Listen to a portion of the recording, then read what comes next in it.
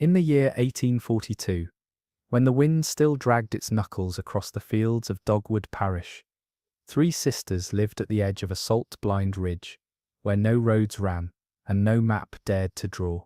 Their house was tall, narrow, and leaning always to the left, as though eavesdropping on the earth. Locals called it the Carroway House, though no one remembered why. The sisters, Eunice, Hester, and Meribeth, were never seen apart, always cloaked in mourning black, always carrying baskets of herbs or tallow-soaked rags. And when a child was due, or a mother bled too long, it was not the town doctor that came riding, but one of them, barefoot and wordless, walking the full distance with a linen bag slung over her shoulder. The Carroways never knocked, they simply arrived, and once inside, they never left until it was over. Some said they whispered prayers in tongues older than the hills, others said they never spoke at all. Before we go any further, tell us, where are you watching from, and what time is it there right now? Drop it in the comments below. The first record of their presence came not from any census or church roll, but from a burial ledger kept in a rusted tin at the base of a whitewashed cross. It listed only first names and causes: Eliza, ruptured womb; Charity, breech birth; Ruth, bled dry, each entry followed by 3 initials, E, each C, MC, overtime. The pattern was hard to ignore. Where the Carroways went, death often followed, not the violent kind, but the slow, solemn withering reserved for those who lingered too long between here and not. Still, families begged for their help, because no matter the cost, the babies came back breathing, or most of them did. One winter, a farmer named Jonah Bray claimed his son hadn't cried once since the birth, said the boy just stared, night and day, with eyes that never blinked, and a mouth that never moved. When he tried to take the child to the church for christening, he found the font dry, and the altar covered in dead flies. By the spring of 1843, whispers grew roots.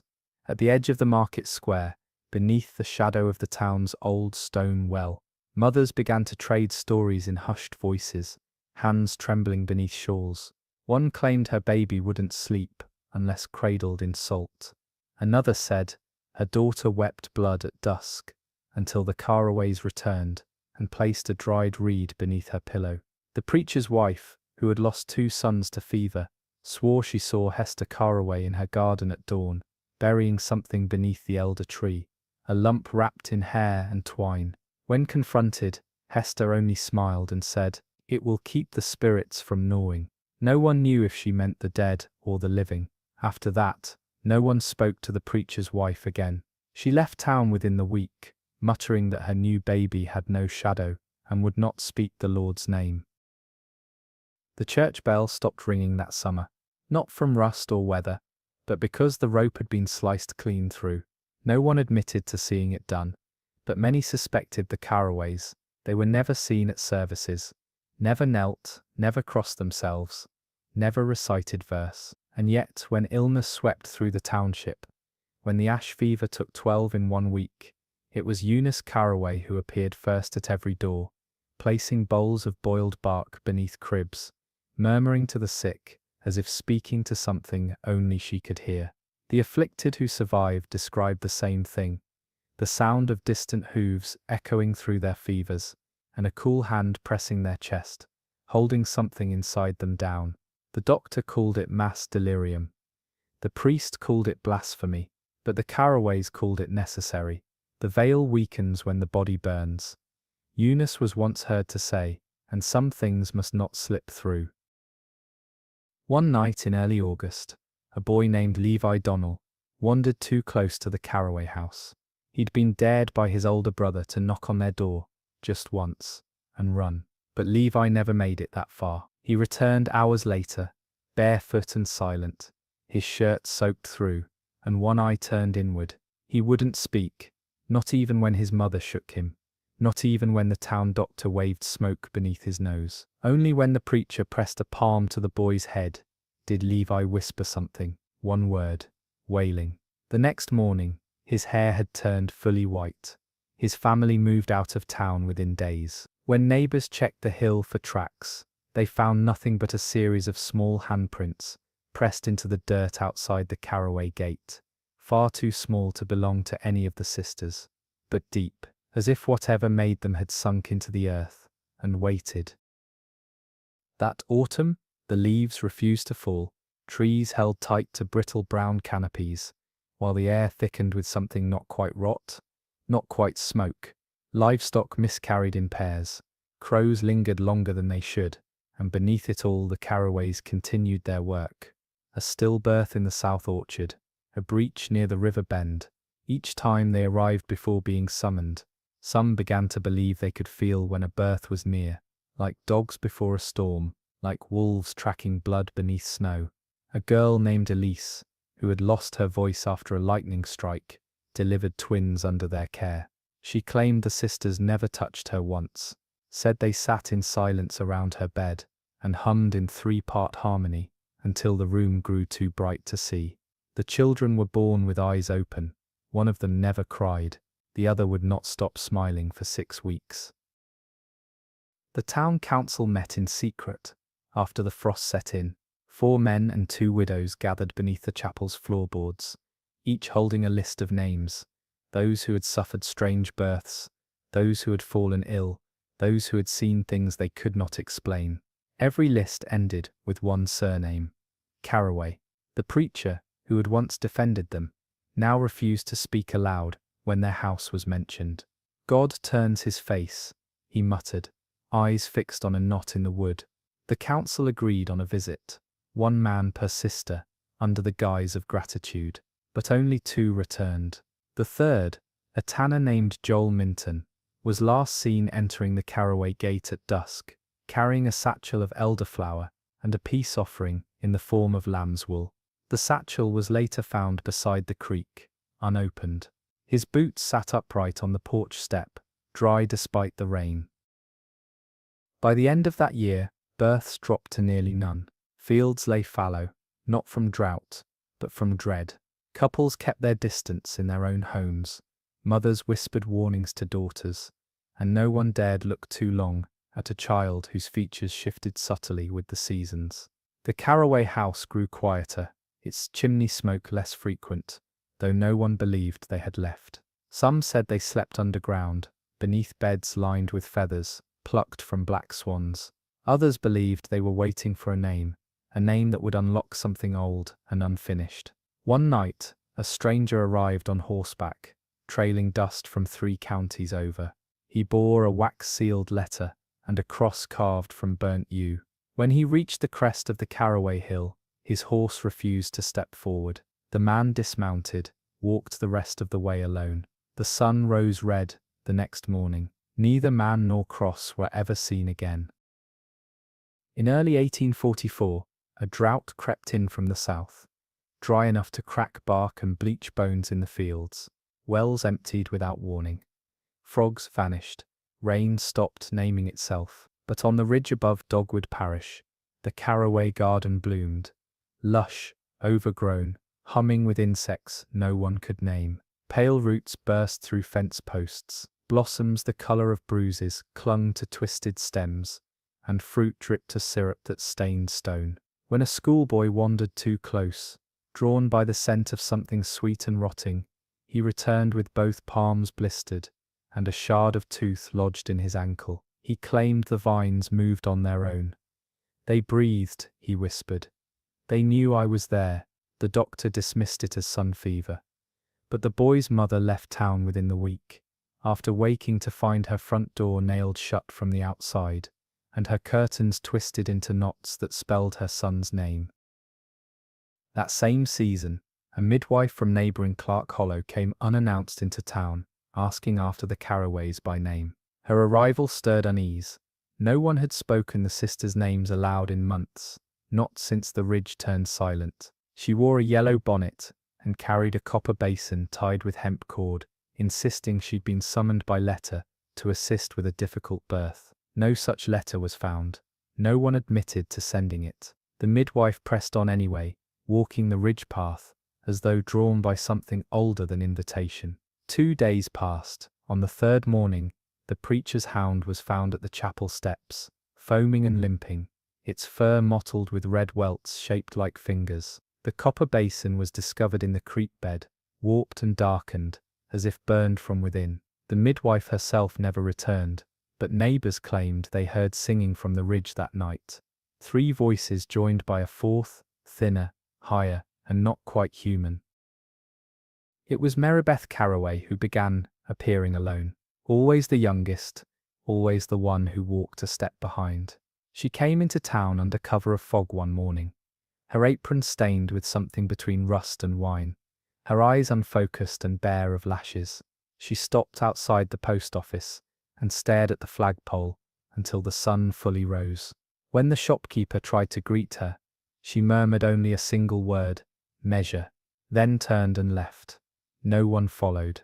That same day, 3 men discovered a row of carved symbols beneath the floorboards of the schoolhouse, each identical to the last, concentric circles around a crude eye. The teacher insisted she'd never seen them before. The next week, she left without collecting her pay. Her replacement lasted less than a month, claiming the blackboard chalk wrote names of its own accord, names of children not yet born, or never born at all. Marybeth was seen watching from the edge of the trees.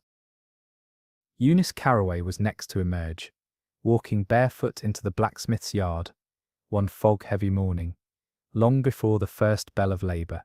Her hands were wrapped in gauze, but her sleeves were clean, her voice still steady. She asked for nails, not horseshoe nails, not coffin tacks, but a very specific number, 41. When asked why, she replied, "One for every breath he wasn't supposed to take." The blacksmith gave them freely, but didn't sleep that night. His wife later confessed he woke screaming, clawing at his chest, insisting something was hammering inside his ribs. He died 3 days later, with no wound and no known cause. Afterward, the nails were found beneath his pillow, arranged in the shape of a cradle.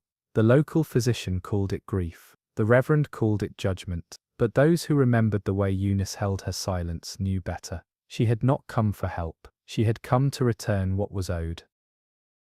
A child was born on the edge of Wethersfield the following week. Though no one saw the labor, the mother, a quiet girl named Maynard Pearl, had vanished from the town rolls months prior, said to have wandered into the woods near the Carroway Ridge after her father's funeral. She returned barefoot and dazed, carrying a swaddled infant with skin too pale and hair too fine to catch the wind. She said she didn't remember the birth, only the sound of breathing that wasn't hers. And when asked the child's name, she answered, "He already has one, they gave it to him." The infant would not cry, nor would it nurse. It only watched. Within a week the Pearl household went quiet.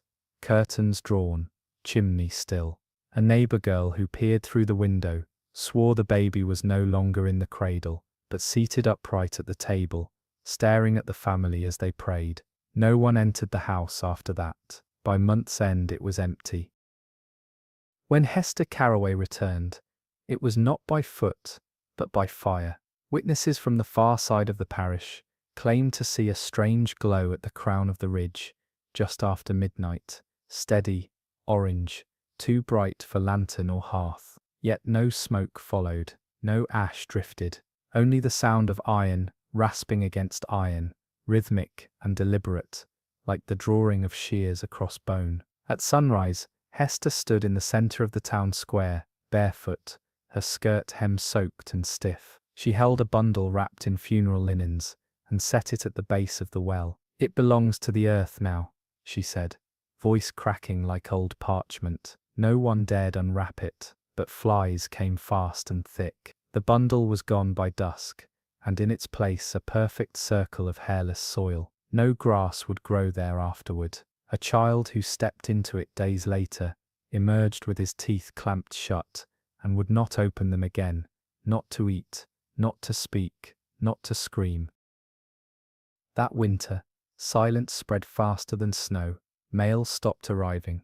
Roads disappeared beneath drifts, though no one remembered a single flake falling. The chapel bell, long since silenced, began to toll once more, though its rope had never been repaired. Each night at the stroke of 3, A single note rang out across Dogwood Parish, low and hollow, like the breath of a dying thing. Livestock birthed malformed litters. Milk turned sour in the pail. And yet, the Carroway sisters were seen more frequently than ever, walking single file through the woods, with jars of bone-coloured wax and cloth bundles stitched with symbols no one could decipher. A travelling reverend who attempted to intervene vanished on the ridge, leaving behind only his boots and a torn page from his journal. Scrawled across it in cramped script were 5 words: "They are not just midwives." The page was later found sealed behind the chapel cross, smeared with a ring of what appeared to be umbilical blood. By winter, the township had begun to empty, not in sudden flight, but in slow erosion. Families quietly packing wagons at dusk, children lifted from their beds before sunrise, curtains left swaying in open windows. No farewells, no markers, just absence. The Carroway house remained untouched, leaning still into its shadowed slope, its windows dark and door half open, as if awaiting someone expected home long ago. A travelling priest passing through stopped at the chapel to offer mass, only to find the altar gone and the crucifix turned backward. He followed a trail of feathers to the ridge and never returned. His horse wandered into town 3 days later, with its mane sheared and its eyes weeping salt. That same night, 3 infants were born across the parish, none of them to known mothers. Each was left swaddled at a doorstep, bearing no mark but a small stitch at the base of the neck, threaded in hair. The townsfolk buried them. The ground refused to hold. In the thaw of early 1845, a new sound began echoing through the ridge at night. Not the cry of coyotes or the creak of trees breaking under frost, but a low humming, deliberate, layered, almost choral. It rose from the Carroway house just after the second bell and ceased precisely before dawn. Those who heard it described feeling as if something were being pulled from them, memories, marrow, breath. One man, overcome with curiosity, approached the ridge with cotton in his ears and a crucifix nailed to his chest. He was found hours later in his barn, naked from the waist down, hands clasped in prayer, his mouth stuffed full of dried lavender. He lived 3 more days, repeating only one sentence to his grieving wife. It was not song, it was stitching. When he died, every candle in town flickered once, then burned with blue flame until the wick vanished in silence. A new family arrived that spring, unaware of the township's unravelling. The Whateleys, traders from the east, took up residence in an abandoned parsonage near the outer fields. Eager to root themselves, they reopened the schoolhouse and invited neighbours for supper. On their second week, their eldest daughter, Miriam, found a parcel wrapped in oilskin beneath her bed.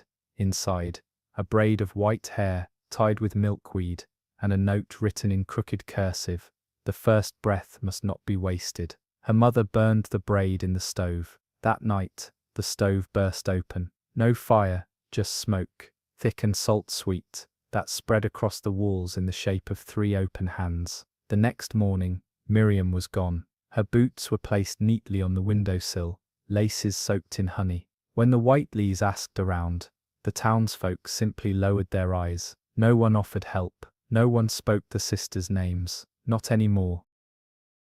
The townsfolk turned to old habits. Doors were marked with lamb's blood, Bibles tucked beneath pillows, mirrors covered with sackcloth from dusk till dawn. Children were no longer taught to pray, but to count backward, to bite their tongues during thunder, to spit when the wind changed direction. Even so, the Carroway presence thickened.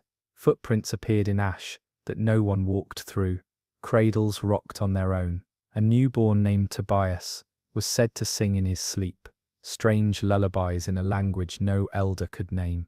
When his father tried to record the melody on stave paper, his pen cracked, bleeding ink in the shape of a cradle. Tobias was buried 2 weeks later, though not for illness. He had vanished from his crib. In his place was a mound of river clay, still wet, with the impression of a mouth pressed into its centre. The midwife who prepared the burial quit her post that same night. She walked barefoot into the marsh and was never seen again. By midsummer, birds had stopped singing. Not one crow, not one thrush, only silence, heavy and wide. The Carroway Sisters, now seen only in pairs, moved like shadows, through fields, between rows, always with baskets too still to sway. A farm boy named Caleb, tasked with watching the grain, claimed to see Eunice standing waist-deep in the stalks at dusk, arms outstretched. He watched for nearly an hour, as crows landed upon her, one by one, perching along her shoulders, her arms, her head. She never moved. When he blinked, they were gone, and so was she. He returned to the house with his mouth full of black feathers, couldn't speak a word, couldn't cry, just sat there breathing slow, feathers slipping one by one from between his lips. That same evening, the parish bell fell from its tower without warning. No wind, no quake, just one sudden groan of iron, then silence, and a crater where the bell struck the earth, shaped uncannily like an open hand. As the year waned, the Carroway house stood vacant, or so the town believed. No candlelight flickered, no footprints marked frost, yet a warm scent, like milk left too long in linen, lingered in the wind. Children born that season were quiet, uncannily so, never crying, never fussing, just watching with large, glass dark eyes. Their mothers kept them wrapped tight, refusing to bring them to the chapel. One mother who tried, claimed the baptismal water turned to steam. Another said her child's skin blistered beneath the cross. Stories thickened of twins born under the same moon, but breathing out of sync, of a girl who wept blood only when the ridge faced east, of infants whispering in sleep. The Carroway sisters were last seen together on the edge of the cornfields at dusk, standing still as scarecrows, arms wrapped in swaddling cloth. Behind them, something shifted in the stalks, taller than any man, and breathing not with lungs, but with memory. September brought with it a harvest that no one touched. Corn grew in tight, contorted spirals. Pumpkins burst open before ripening, revealing veins instead of seeds. Even the wheat turned brittle, crackling underfoot, like bone. At the edge of the farthest field, where the soil had never yielded more than stone, a new crop emerged, tall stalks with velvet red tassels that wept a clear, sweet liquid when cut. No one claimed to plant them, yet every morning more appeared. The Carroways were seen walking the rows in silence, trailing long-handled shears that never rusted. A young woman named Bethany Lawn, curious and unafraid, stole one of the stalks under moonlight, and brewed a tea from its leaves. Her mother found her 3 days later, in the orchard, seated upright in her wedding gown, hair perfectly plaited, and hands clasped around a bundle of moss. Her eyes had been stitched shut, her mouth smiled wide, and every tooth bore a name scratched into the enamel. None of them were hers. October's fog did not lift. It settled low across the parish, thick enough to swallow footsteps, and muffle the sound of hammers and hymnals. Time began to lose its grip.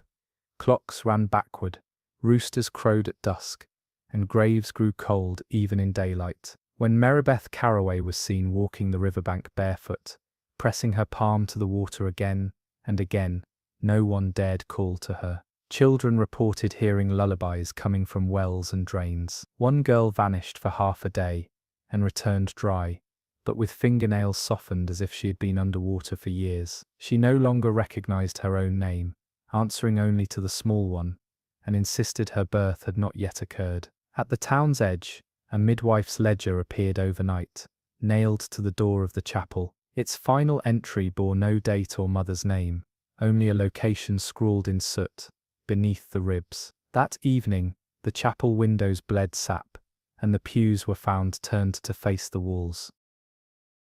As the year waned, the Carroway house stood vacant, or so the town believed.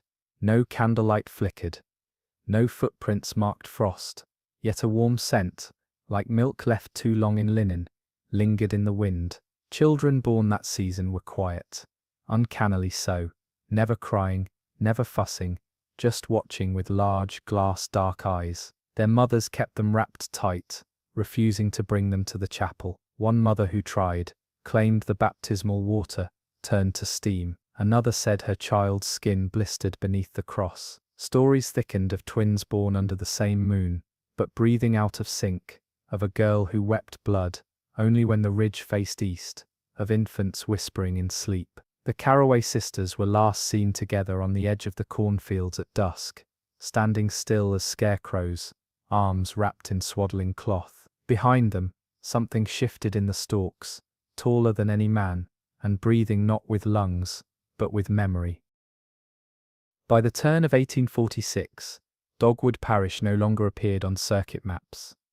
Riders passed it by without pause, marking only a blank stretch of ridge, where once there'd been plotted lines, parcel names, and chapels with recorded pew counts. Surveyors sent from Augusta reported soft ground unsuitable for homestead, though none could explain the outline of fence posts, or the narrow trails pressed into the brush, still warm from passage. What few families remained there did so quietly, as if not to startle something. Gardens were not planted that year. Church services ceased without official word, yet smoke still curled from the chimney of the Carroway house, crooked and calm, rising through fog that refused to lift. 3 windows blinked with light in no rhythm known to man. First one, then 2, then none for days. Those who stayed whispered of wooden bowls appearing overnight, placed at their doors, beneath eaves, on fence posts, always filled with a slick black liquid that smelled faintly of breast milk and rust. The bowls were never seen being delivered, but they came without fail. Some families poured them out without question, and nothing happened. Others kept them unsure why, allowing the liquid to congeal or steam depending on the room. But one man, Jacob Fincher, a carpenter with no wife and no kin, tossed his untouched bowl into the hearth on a dare from himself.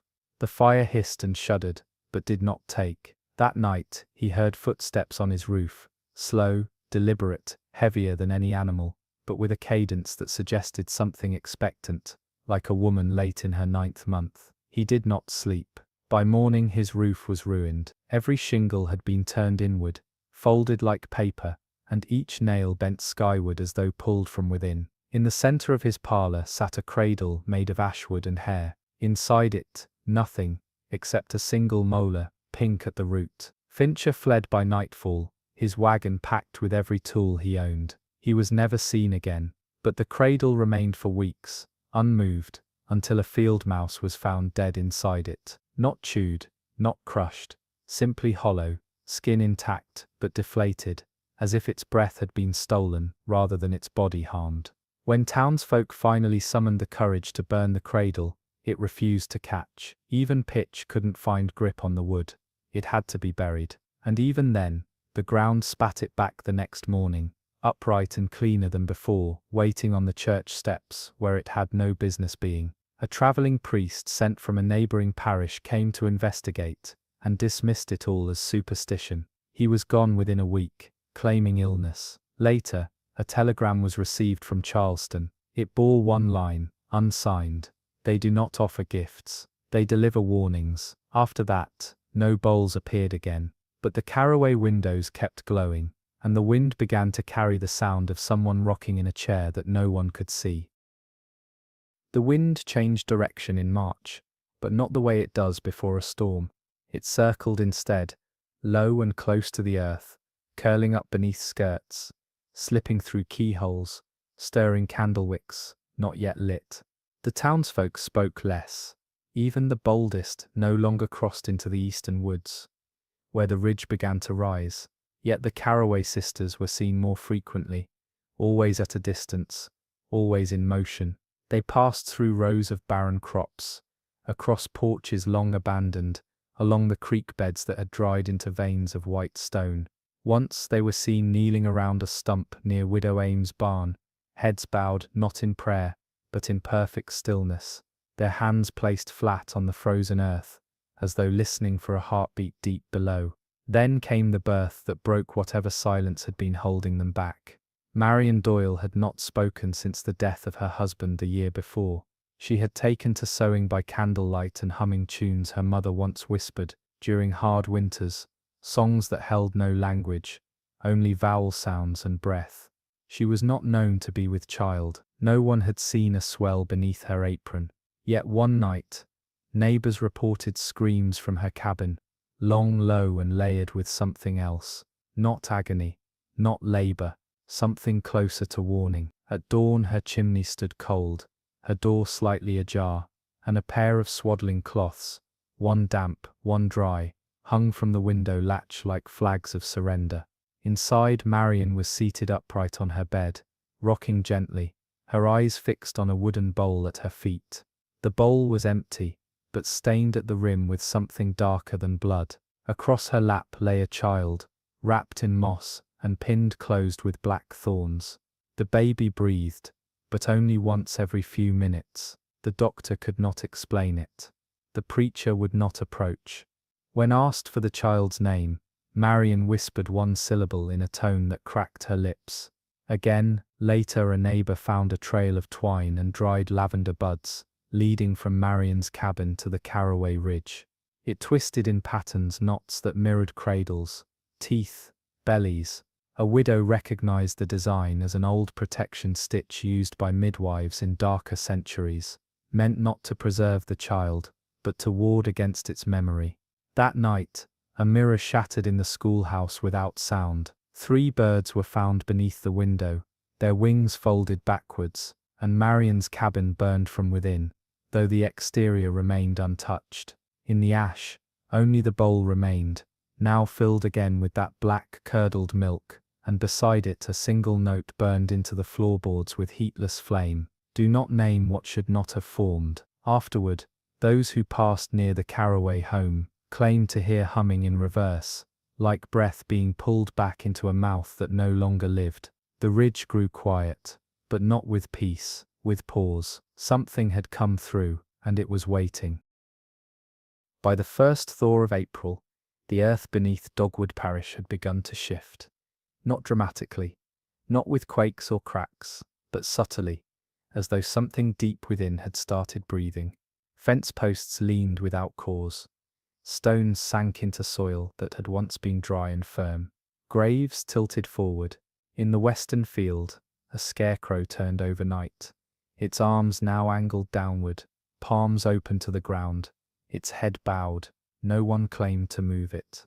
When the children asked why it had changed, the elders answered only, "Because something else is watching now." That night, no lamps were lit. The Carroway Sisters had not been seen in over a week, yet signs of their presence appeared each morning.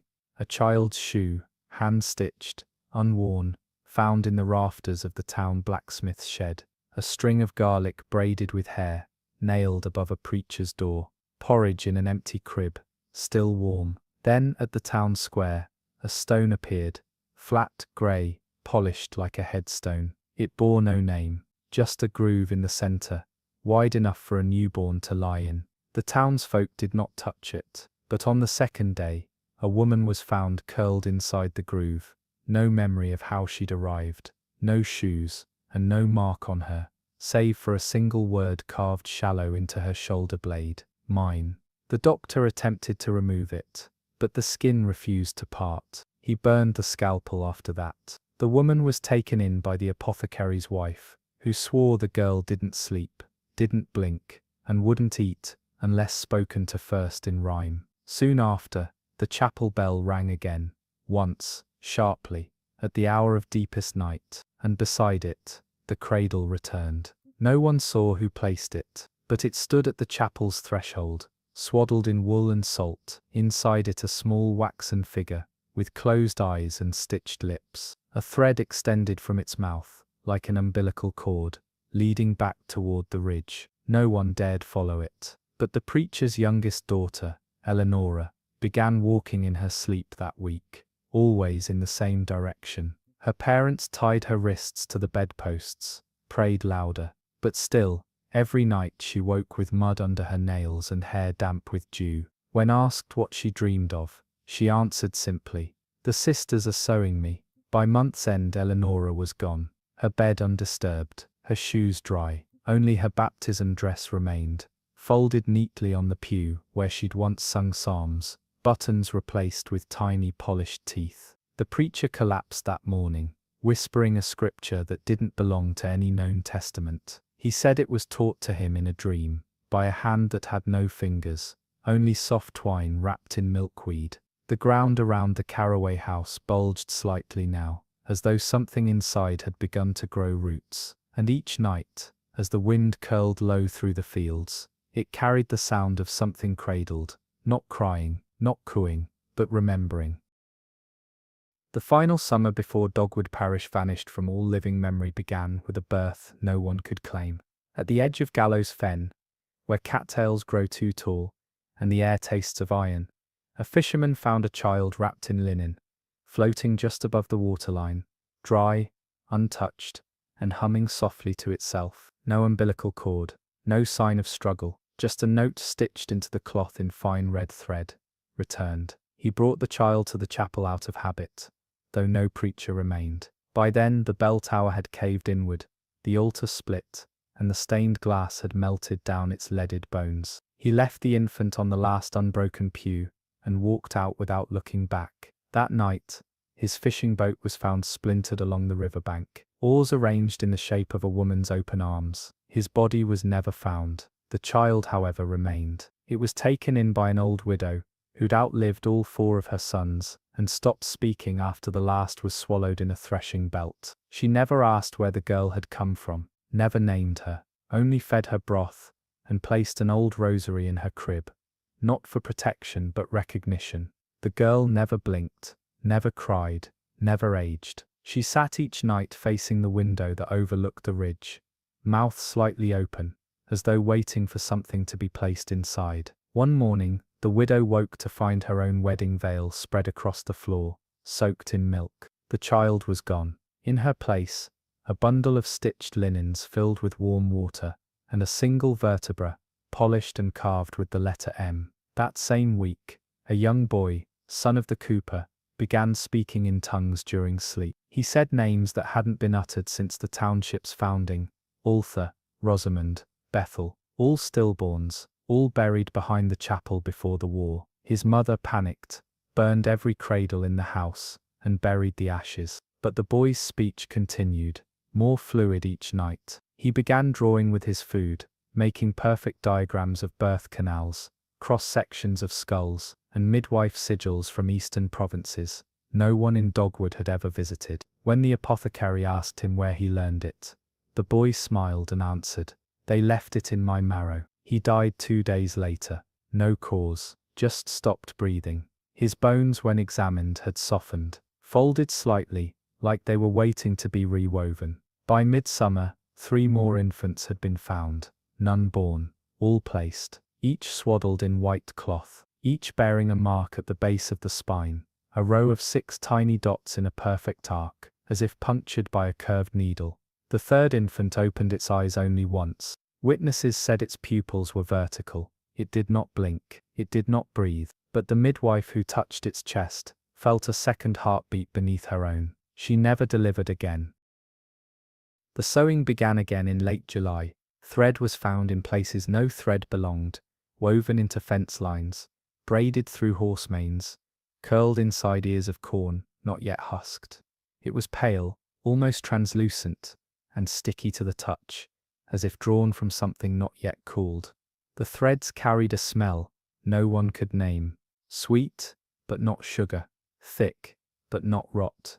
Those who tried to burn it said it curled instead, releasing a sound like breath caught in a throat. No one spoke of the Carroway Sisters anymore, not because they had vanished, but because the town had learned that saying their names was not summoning, it was offering. It was the cooper's youngest daughter, Ruthie, who found the cloth, folded neatly on the threshold of the abandoned schoolhouse. The bundle was stained in a deep umber hue, with 3 symbols stitched in thick, deliberate strokes across the front. No one knew the language, but every old woman who looked at it flinched. Ruthie brought it home, thinking it was a doll's quilt. She wrapped it around a bundle of hay and sang lullabies to it until dusk.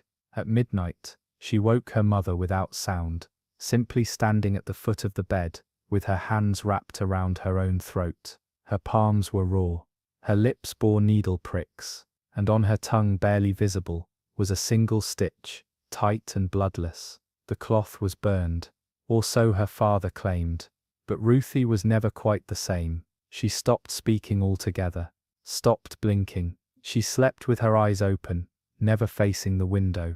When the doctor examined her, he found that her tongue had disappeared entirely, not cut, not injured, just gone, as if swallowed back into some unseen root.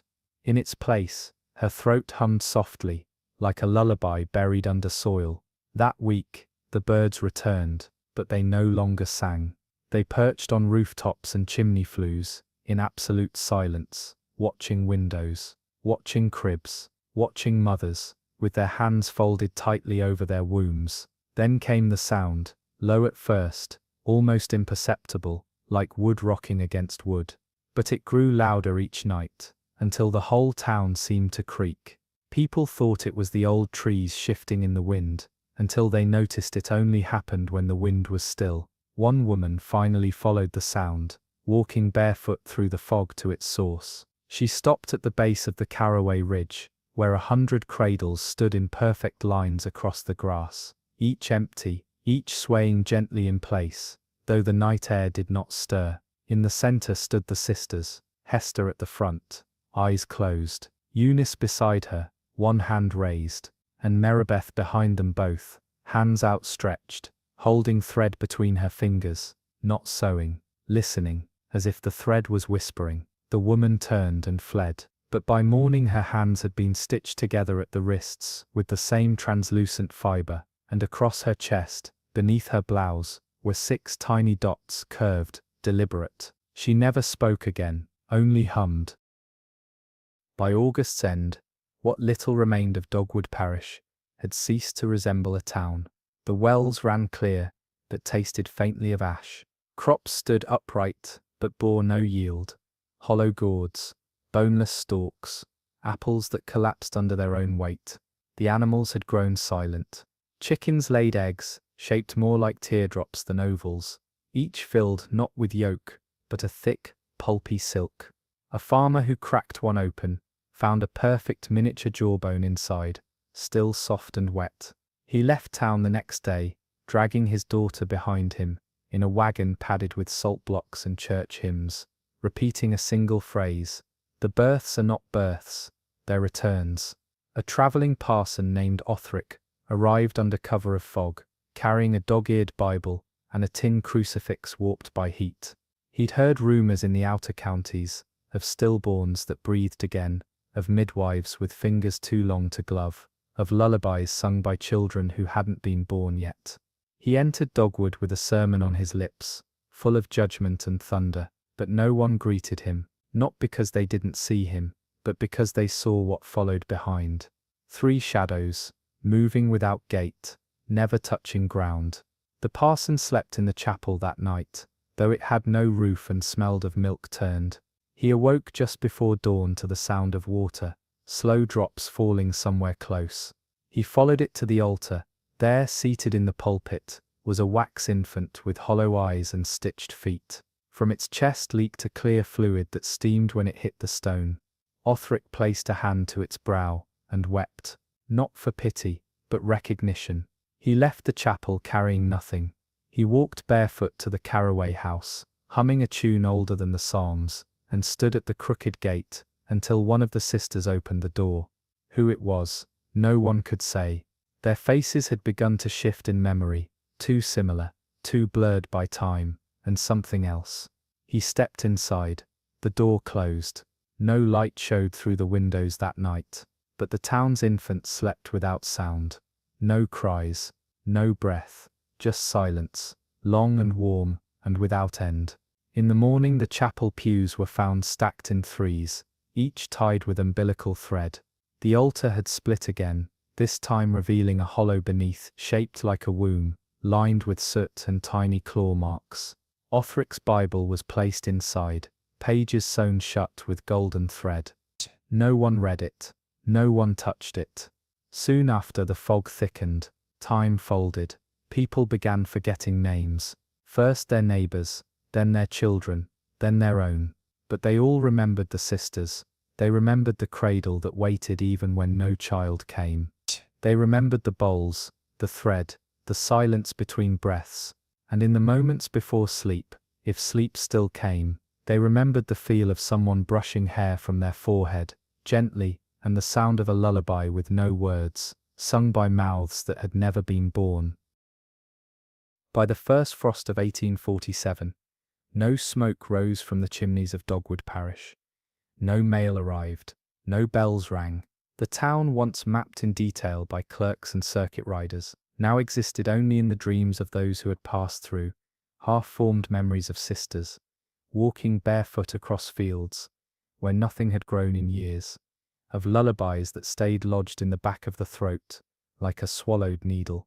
The Carroway house still stood, leaning heavier now, as though it bore the weight of something unseen in its upper rooms. The shutters never opened, the curtains never moved, yet some claimed to see silhouettes in the windows, tall figures swaying gently, as if cradling something too small to be seen from the road.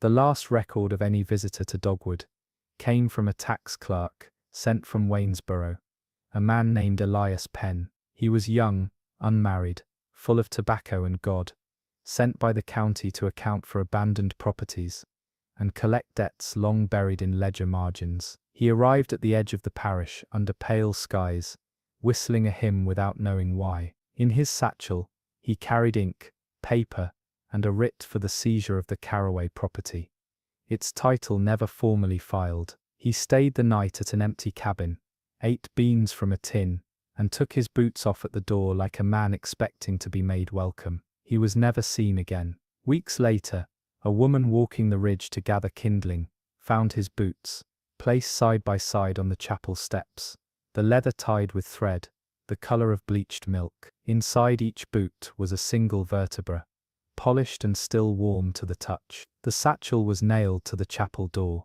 All pages had been removed, except one, pinned in place with a hairpin twisted into the shape of a cradle. It read only, "Property transferred, no child unclaimed." The church doors would not open after that. Families began boarding up windows from the inside, sealing attics, pouring salt across thresholds that hadn't been crossed in weeks, not to keep something out, but to keep something in. Infants were still being born, but always too early, or not at all. One woman labored for 16 hours, only to deliver a bundle of root and cloth, stitched together like a practice doll. She named it anyway, and when she died 3 nights later, eyes open, womb intact, the doll remained warm for 2 days after. No rot, no scent, just breath. It became clear that the Carroway sisters were no longer midwives. If they ever had been, they were keepers. Keepers of what had slipped through, keepers of what refused to forget the body once carried. They no longer visited homes, no longer hummed beneath windows. Instead, their presence was marked by stillness. No wind, no birds, and the sudden unmistakable sensation that someone, somewhere, had just swaddled the world in silence, and was waiting for it to sleep. The frost thickened with unnatural patience, clinging to wood that no longer absorbed moisture, crawling up window panes from within. Those who remained in Dogwood Parish no longer marked time by sunrise or moon phase, but by the sound of settling floorboards creaking under invisible weight, chairs shifting on their own, bedsheets folding at the corners as if shaped by unseen hands. The Carroway Ridge, once avoided, became something worse than feared. It became familiar, so familiar that even newcomers who passed through the valley, traders lost on roads no longer paved, found themselves pausing at its slope, drawn not by direction but recognition. One man, a butcher from Calhoun, swore he had seen that crooked house in dreams as a boy. He had never been to Dogwood. His father claimed they'd descended from stonemasons, not midwives. But still, the man stopped at the foot of the ridge, removed his hat, and wept without sound. When asked what he saw, he answered, "The room I was born in, the one no one remembers." His body was later found, lying across a patch of furrowed dirt, arms outstretched, jaw unhinged. A nearby tree bore the impression of a swaddled child, pressed into its bark, deep, clean, deliberate. It wept sap for 7 days. Children left in Dogwood began drawing circles again, not just on paper, but into the skin of their desks, their blankets, their own forearms. The circles always contained 3 points, one high, two low, forming a cradle shape inverted. The schoolhouse, long since emptied, bore them along the walls now, painted in flour and ash, spiraled tight like contractions. A boy of 9, whose mother claimed he hadn't spoken since the first frost, walked into the chapel ruins, and placed a bundle wrapped in linen upon the pulpit. It was not a doll, it was not breathing, but the linen pulsed slightly, as though remembering warmth. He spoke only one sentence that day. She said, "Not all births come from blood." That evening, threads were found again, twined through door hinges, woven into the manes of dead horses, laced through braids of corn hung to dry in attics, no longer entered. They stretched in impossible lines, disappearing into the tree line, into chimney flues, into the seams of dresses untouched for years. At dusk, the sky paled to bone, and every mirror in town cracked in silence. What the people of Dogwood feared most was not the sisters returning. It was the realization that they had never left, that what moved through the ridge, and through the veins of every house, had not been born of wickedness or miracle, but memory. A memory so old it had grown roots and names, and lullabies passed down in dreams, beneath floorboards, in the hush between a baby's breath and its first cry. And the Carroway sisters, still standing in that crooked house with lamps that never needed lighting, had simply waited long enough for the town to remember it belonged to them. The last snowfall came early, blanketing Dogwood Parish before the harvest could rot. It arrived soundlessly, heavy and wet, muting the town with such finality that even the most faithful among them stopped speaking aloud. No sermons, no blessings, no breath above a whisper. The snow did not melt. It clung to windows and roofs, to fences and trees, until the entire ridge looked swaddled, tucked in like a cradle, just before sleep. No footprints marked it. No animals moved through it. It lay untouched, as if the ground itself had been put to bed. And then, from beneath the snow, the humming returned. Not the soft lullabies of labor, nor the gentle rhythms once sung to ease a mother's pain. This was slower, deeper, a sound like wet cloth being pulled through wood. It came from every direction, from beneath floorboards, behind walls, inside basins long dry, and it carried with it a strange heat, not of fire, but of breath, the kind of warmth a body gives off when swaddled too long. Children began sleepwalking in pairs. They were found holding hands, standing at the center of town, eyes wide open, heads tilted, as if listening to a story only they could hear. They spoke no words, but when the doctor placed his ear to the chest of one of them, he recoiled. "It's not her heartbeat," he muttered, shaking. "It's not hers." In the chapel ruins, the final sign appeared. A cradle, not carved, not crafted, but grown. The wood curled inward, like ribs, smoothed by wind that had never touched it. Inside lay a bundle of linens marked with a single stitch, 3 loops, braided into a spiral, identical to the old midwife seal, once burned into the Carroway door. Those who saw it agreed on only one thing. It pulsed, slowly, like a heartbeat in deep water. No one touched it. No one prayed. A day later, the wind stopped entirely. The Carroway house disappeared that night, not with thunder, not with flame. One moment it stood crooked and watchful, the next it was gone. In its place, a depression in the earth shaped like a basin, wide, deep, lined with hair. The snow did not fall there, the air did not stir, only a faint scent lingered, sweet milk and pine, and something older, saltier, like blood washed too many times in the same cloth. By morning, the last remaining townsfolk gathered without speaking. They stood in silence at the edge of the depression, hands folded over their chests. Some wept, some smiled, none moved to leave, and one by one, they began to hum, not a song, not a psalm, but the sound of the womb remembered, the vibration of being held before the world asked you to breathe, before time named you, before stitching, before sound. When the snow finally melted, Dogwood was no longer marked on any map, no roads led to it, no letters arrived, but somewhere, When the night is quiet enough, mothers still wake suddenly, clutching their bellies, unsure why, and in the distance, something rocks. If you've made it this far, you already know, some places don't fade, they fray. Dogwood Parish was never erased, it was unwound, pulled back stitch by stitch, until it resembled something older than a town, older than scripture, older than soil, something passed from mother to daughter, in silence, in rhythm, in fear. The Carroway Sisters were never midwives, not truly, they were memory's hands. They held what the world refused to cradle, they whispered to the unborn, they returned what had been forgotten, and when the time came, they never asked for thanks, only silence, only stillness, only to be remembered in lullabies that don't end. Some say they still walk, 3 figures seen at the edge of the fields, passing without shadow, barefoot, even through frost. Others claim that in the brief moments between sleep and waking, they've heard the soft click of thread through flesh, the slow creak of an empty cradle, the breathless hush of a room about to be entered. Maybe Dogwood never existed, maybe it still does. So if you ever find a bowl at your door, filled with something thick and warm, or hear your child singing in a tongue you've never taught them, don't answer right away. Don't speak their names, just listen. And whatever you do, don't name what was never born.